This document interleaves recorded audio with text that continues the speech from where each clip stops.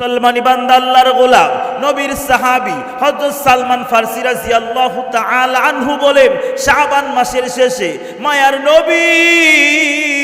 আমাদেরকে খুতবা প্রদানকালে বলেন, সাহাবীরা রে,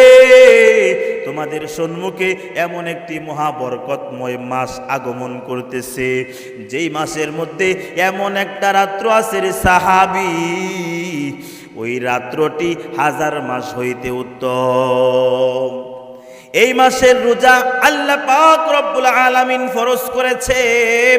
এবং রাতের তারাবির নামাজকে করেছেন সুন্নত। আল্লাহর নবী বিশ্ব নবী রাহমাতাল লিল আলামিন বলেন, সাহাবীরা রে, এই মাসের প্রথম ভাগে আল্লাহ তাআলার রহমত, মাঝখানে মাগফিরত, আর শেষে জাহান্নামের আগুন হইতে নাজাত। আল্লাহর নবী বিশ্ব নবী রাহমাতাল লিল আলামিন বলেন, যে ব্যক্তি এই মাসে কোন রোজাদার বান্দাকে ইফতার করাইবে, আল্লাহর নবী বিশ্ব নবী রাহমাতাল লিল আলামিন জানায় দিলেন, যে ব্যক্তি রমজান মাসে কোন রোজাদার বান্দাকে ইফতার করাইবে, আল্লাহ পাক রব